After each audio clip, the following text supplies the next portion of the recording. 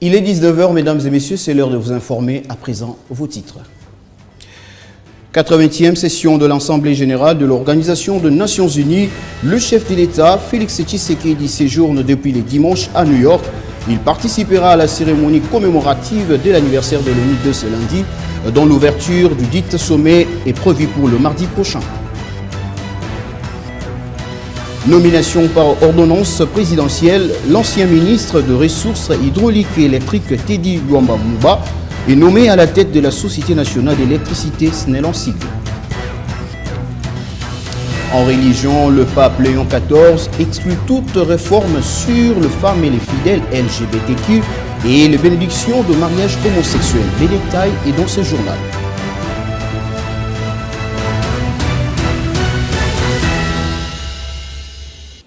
Encore une fois, mesdames et messieurs, bonsoir. Ouvrons ce journal avec le président de la République, Félix Antoine Tshisekedi, qui est arrivé le dimanche dernier à New York, aux États-Unis d'Amérique, pour participer à la 80e session de l'Assemblée générale de l'Organisation des Nations Unies.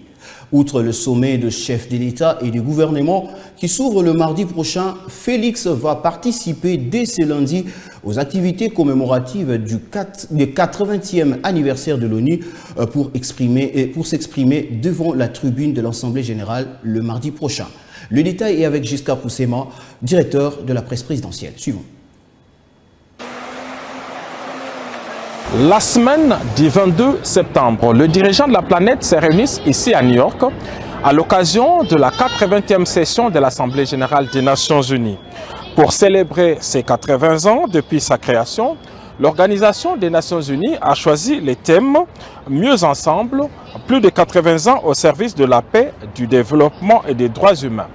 Et comme à l'accoutumée en pareille circonstance, la ville de New York a sorti son dispositif de règlement routier spécial pour le différent cortège présidentiel. C'est sur ces entrefaites que le président de la République démocratique du Congo, Félix Antoine Tshisekedi Tshilombo, est arrivé la nuit de ce dimanche ici à New York.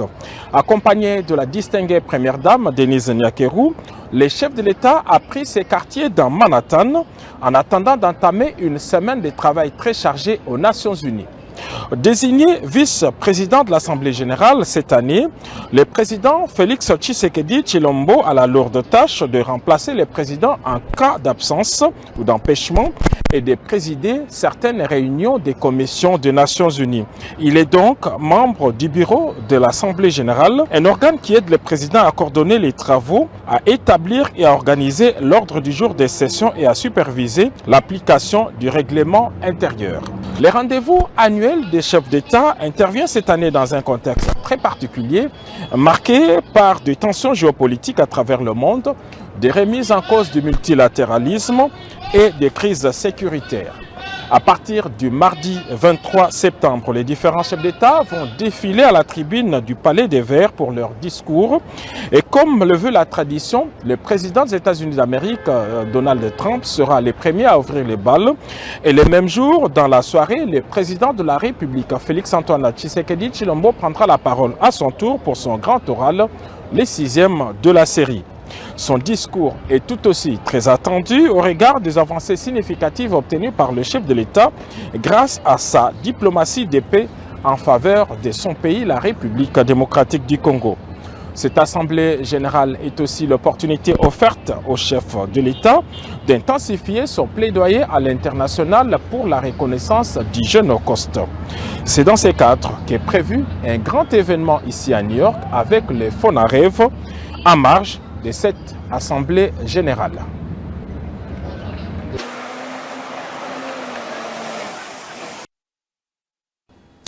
En sécurité, le vice-premier ministre de l'Intérieur, Jacquemain Chabagne, a clôturé le dimanche dernier à Lubumbashi, dans le Haut-Katanga, la 12e Assemblée générale de la plateforme des autorités locales du pays de Grand Lac. Dans son mot de clôture, le patron de l'Intérieur a réaffirmé l'engagement du gouvernement d'accompagner les autorités locales dans la gouvernance inclusive et durable. Je vous propose d'écouter ici le patron de l'Intérieur par un propos recueilli choisi par votre rédaction suivante. Mesdames et messieurs, distingués invités, votre 12e Assemblée générale, à l'instar de celles l'ayant précédé, se déroule dans le contexte sécuritaire, une fois encore, contraire aux objectifs de votre plateforme qui prône le vivre ensemble, la prévention et la promotion de la paix. C'est avec conviction et engagement que la République démocratique du Congo et son président, son Excellence M. Félix Antoine Tshisekedi Tshilombo, se battent pour mettre fin à cette guerre imposée et ses corollaires, dont la crise humanitaire que connaissent nos populations depuis plusieurs décennies. Il est vrai que le Burundi, le Rwanda et la République démocratique du Congo sont les États dont sont issues les autorités locales membres de la PALP-PGL. Le constat est que la délégation rwandaise n'est pas avec vous. Quoique les efforts diplomatiques menés vont dans le sens de l'avoir au milieu de nous, afin de vous faciliter la tâche, vous, autorités territoriales, surtout celles frontalières, de bien encadrer les échanges commerciaux transfrontaliers, qui nourrissent vos peuples, qui favorisent le bon vivre ensemble et qui consolident la paix tant recherchée. Tant qu'il est vrai qu'on ne change pas de pays voisin, vos initiatives sont et restent un espoir pour le rétablissement de la paix et la stabilité dans la sous-région. Mesdames et messieurs, distingués invités, au-delà de la menace et la rupture de la paix par les conflits armés, nos pays se trouvent confrontés aux défis de changement climatique nécessitant l'implication de tous. Je salue à juste titre que les autorités locales, voulant consolider leur dialogue et leur collaboration, aient trouvé l'occasion dans leurs discussions d'échanges d'expériences ainsi que de bonnes pratiques de centres de débat autour de la thématique environnementale qu'est environnement, climat et résilience. En page nomination, le président de la République, Félix Tshisekedi, a nommé l'ancien ministre de Ressources hydrauliques et électriques Teddy Luamba Mouba, directeur général de la Société nationale d'électricité, par ordonnance présidentielle lue le samedi dernier à la radio-télévision nationale congolaise. Suivons. Revue l'ordonnance numéro 22/177 du 10 octobre 2022 portant nomination des membres du conseil d'administration de la direction générale de la Société nationale d'électricité, en sigle SNEL SA, vu le décret numéro 13/055 du 13 décembre 2013, tel que modifié et complété par le décret numéro 23/14 du 12 avril 2023, portant statut de mandataire public dans les entreprises du portefeuille de l'État. Vu le statut de la Société nationale d'électricité, en sigle SNEL SA, vu le dossier personnel de l'intéressé, vu la nécessité et l'urgence, sur proposition du gouvernement, ordonne. Article 1er. Est nommé membre du conseil d'administration et directeur général de la Société nationale d'électricité, en cycle SNEL SA, M. Luamba Mouba Teddy. Article 2. Sont abrogées toutes les dispositions antérieures contraires à la présente ordonnance. Article 3. La ministre du portefeuille est chargée de l'exécution de la présente ordonnance qui sort ses effets à la date de sa signature. Fait à Kinshasa le 19 septembre 2025, Félix Antoine Tshisekedi Tshilombo, Judith Suminwa Tuluka, première ministre, pour copie certifiée conforme à l'original. Le 19 septembre 2025, le cabinet du président de la République, Anthony Kinzo Kamole, directeur de cabinet. En défense, les forces armées de la République démocratique du Congo ont adressé le samedi dernier un message d'appel aux éléments de l'armée capturés et enrôlés de force par les terroristes de M23. L'armée rappelle le serment solennel de militaires de ne pas trahir la patrie, qu'ils sachent qu'ils ont encore leur place au sein de l'armée. Suivant le porte-parole des FARDC, le général-major Nkenge, dans ces extraits choisis par votre rédaction. Les forces armées de la République démocratique du Congo rappellent à tous les militaires capturés ou portés disparus à Goma et Bukavu, aujourd'hui pris en otage par la FCM 23 et alliés, que vous êtes et restez militaires des FARDC. Vous avez été formés pour servir la République et défendre la patrie jusqu'au sacrifice suprême contre cet ennemi.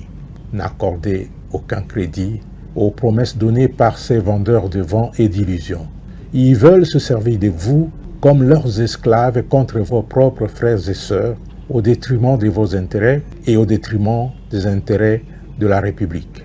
Les souffrances déjà endurées entre les mains de ces hors-la-loi doivent renforcer votre conviction et votre détermination à les combattre, à défendre l'intégrité territoriale de notre pays et à protéger nos populations. Cela doit constituer pour vous un motif supplémentaire de fierté, de patriotisme et de loyauté envers la République. Il serait pour vous un grand déshonneur et un grand sacrilège de mettre en cause votre serment envers la République, celui de ne jamais trahir le Congo, et de tourner les canons vers la mère patrie, vers votre population et vers votre propre armée. Dans ce cas, la République et les générations futures ne vous pardonneront jamais. Considérez ces souffrances imposées et le massacre de vos collègues par les terroristes de la FCM 23 comme un sacrifice. Faites tout ce qui est possible pour retrouver les camps de la patrie, comme l'ont déjà fait beaucoup d'autres parmi vous. À la moindre occasion, faites tout pour tourner les canons contre l'ennemi. Quittez ces rangs et rejoindre les FARDC. À l'instar de tous les militaires exfiltrés par le CICR des installations de la MONUSCO de Goma et à l'image de nombreux autres ayant déjà fui les horreurs de la FCM 23, vos places dans les rangs des FARDC restent intactes et nous continuons à vous prendre en compte dans la base des données de l'armée. Vos rémunérations et vos primes des opérations sont toujours disponibles.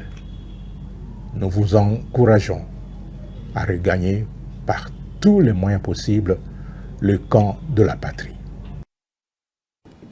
En Ituri, démonstration de force samedi dernier à Bunia par le bataillon Tigre nouvellement déployé sur le terrain avec des engins motorisés pour le patrouille diurne et nocturne.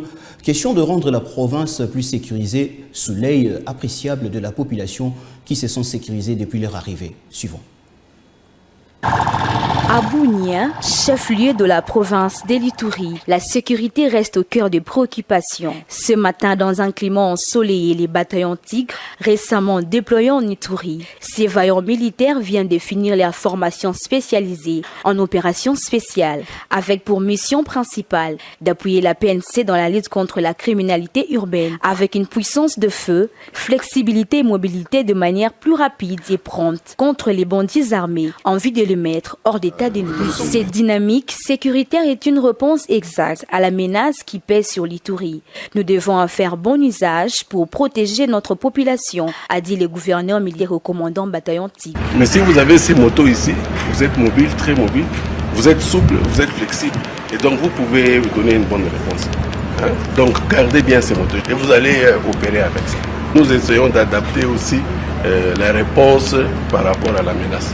Entouré de son comité provincial de sécurité restreint, le gouverneur militaire, le lieutenant-général Boyanka Chamadjouni, a assisté à une série de manœuvres tactiques exécutées par les bataillons Tigre. Ces exercices, au-delà des démonstrations de force, avaient pour but de rassurer la population et démontrer que la sécurité de personnes et de leurs biens demeure une priorité de l'administration militaire en Ituri. Signalons que depuis les déploiements du bataillon Tigre en ville de Bunia, il s'observe une baisse sensible des criminalités urbaines.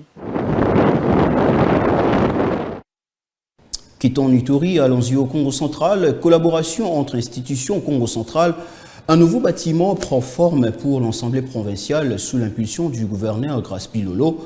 Une bâtisse moderne érigée au quartier Oupé dans Kalakala, dans la commune de Matadi, et financée sur le fonds propre de province, permettra aux élus provinciaux de travailler dans des conditions requises et dont l'inauguration interviendra au début de l'année 2026. Regardez. Une année depuis l'arrivée de Grace Bilolo à la tête du Congo central, la province de Simon Kimbangu est en plein chantier. À Matadi, parmi tant d'autres réalisations en cours, on retrouve la construction de la nouvelle assemblée provinciale dans le quartier Kalankala, dont le travaux avait été lancé en février de cette année. En seulement 6 mois, ils ont connu une progression spectaculaire. La structure, déjà visible à plusieurs kilomètres, domine désormais l'horizon et nourrit la fierté de Matadiens. Cette initiative portée par le gouvernement provincial sous le leadership du gouverneur Grace Kwanga Maswangi s'inscrit dans les 4e piliers de son plan quinquennal consacré à l'aménagement du territoire, à la reconstruction et à la modernisation des infrastructures. L'objectif est d'offrir à la première institution provinciale un cadre de travail moderne et fonctionnel tout en contribuant à la redynamisation urbanistique de la ville portuaire. Ces bâtiments conçus selon les standards modernes et réalisés par l'entreprise de génie civil SIC, Shandong Construct International, comprendra 2 bureaux spacieux, une grande salle de déniveau pour le plénière, plusieurs salles de réunion, un ascenseur ainsi qu'un vaste parking. De quoi permettre aux élus provinciaux d'exercer leur mission dans les meilleures conditions. Ces multiples salles de réunion serviront également de cadre pour la tenue de conférences de toutes sortes. Mais au-delà de son rôle institutionnel, ce projet est perçu comme un véritable acquis pour la population de Kalankala et de Matadi dans son ensemble.